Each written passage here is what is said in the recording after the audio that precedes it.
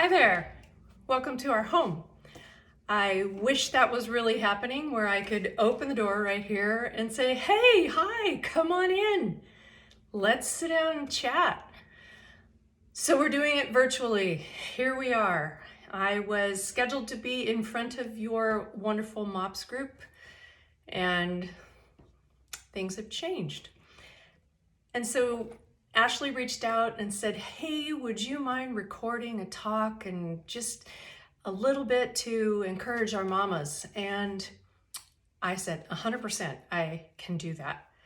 And I'm happy to be able to hopefully bring some encouragement and maybe a little bit of laughter to your right now life. And right now, your life is not what you expected. And I've actually been in situations like that before, where life as it was going along suddenly was not what I expected. And in those times, it's very unsettling and very, disorienting. It's kind of like you're standing in the middle of a rowboat and you're standing, which you're not supposed to be doing in a rowboat. You're supposed to be sitting.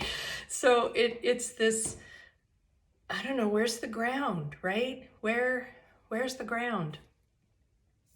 And I just want to take a few minutes to encourage you with some of the things that I've been able to receive as a mentor mom for our MOPS group up here in the Bay Area, which has been really fun. So here's one thing.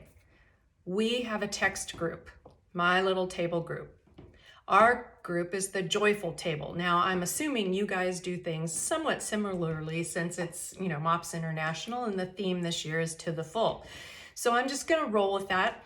And if you're at the Joyful Table, you can pretend I'm your mentor mom for today. And one of the things that we do every time we get together is we do a check-in. We go around the table and we just kind of check in. What is today? What is now for you? And anything is on the table.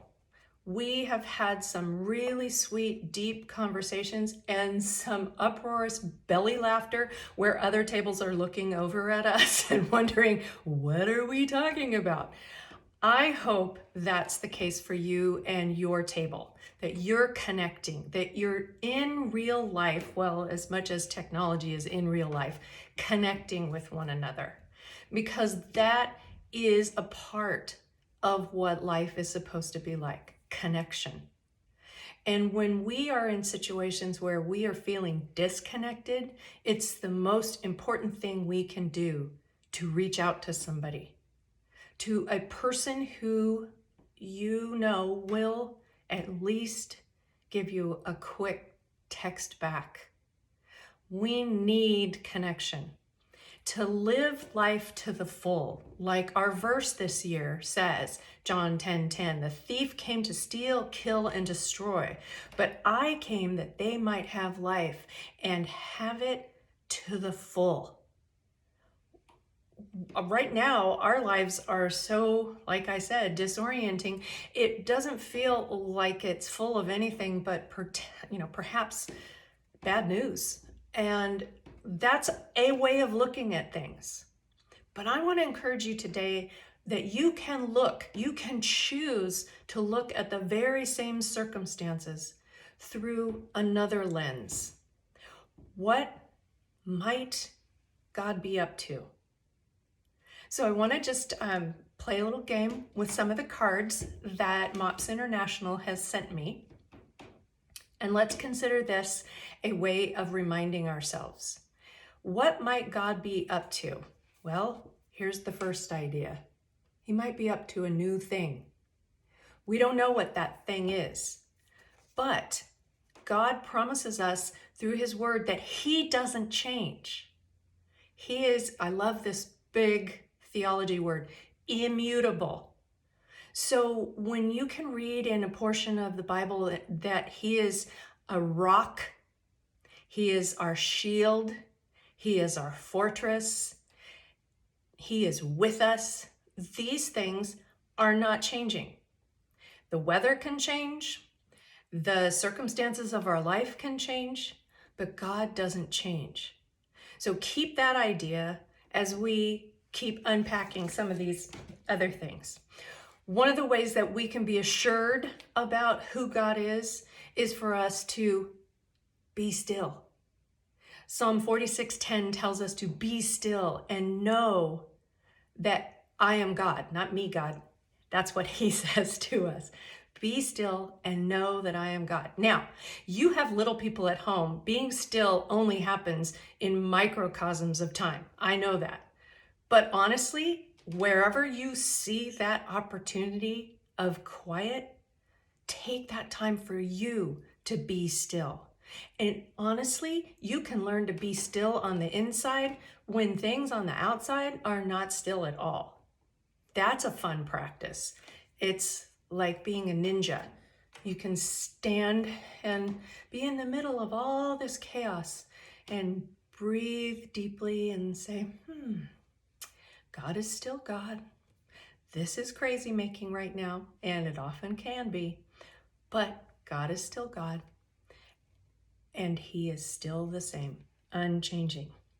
Another thing that we can remind ourselves of is to be fearless, or to simply fear less. How can we do that in the middle of all these crazy things that are happening on the news? Well, one of the challenges is to actually keep reminding yourself of what is true.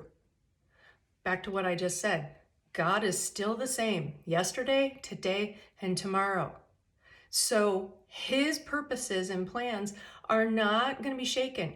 Where we find ourselves today is not a surprise to him.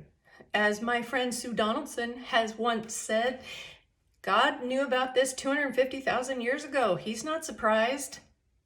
So remind yourself of what is true and fear less.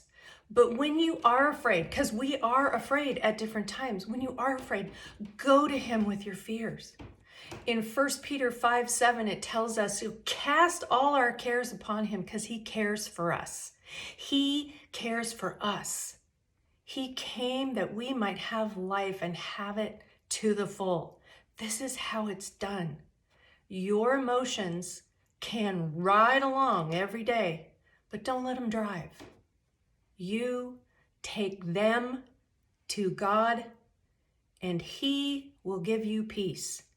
That's in his word too. Okay, so what else can we do? We can remind ourselves that I lack nothing.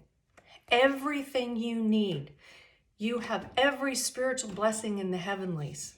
You have no lack. Right now, I feel like I have no time.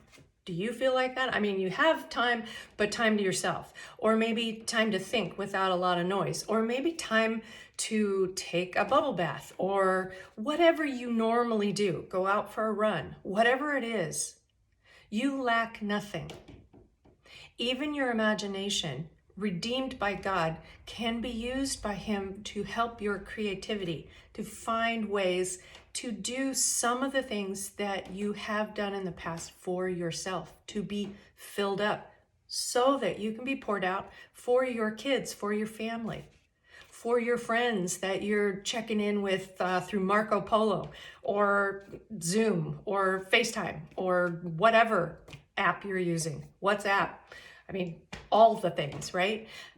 Do those things, but make that time to remind yourself, I lack nothing. I lack nothing. And this one I love. It is said a couple of different places in scripture, which is all the more encouraging. I'm reading it backwards.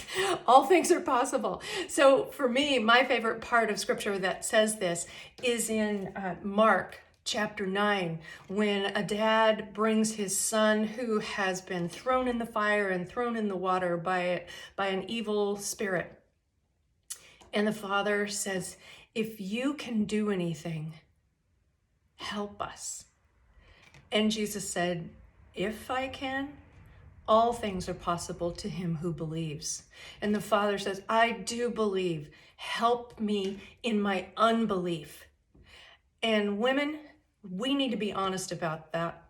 We have places where we don't believe.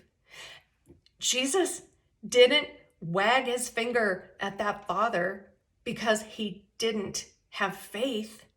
He healed his son. He reminded him that all things are possible to him who believes. And the father honestly said, I do believe. Help me in my unbelief. May that be the way that you come before Jesus and say, I do believe in who you are, but there are things that I have such a hard time trusting and believing. He'll meet you right there. That's the beautiful thing. And finally, in that honesty, in that reaching out, you will have life to the full. How is that done? Not all at once. It's done moment by moment. As I was praying and considering what might be a great word of encouragement for you all, I got an email from one of the steering committee members from our MOPS group. And she was writing to all the MOPS mamas in our group, reminding them that this doesn't feel like life is to the full, but that's exactly what this verse is about.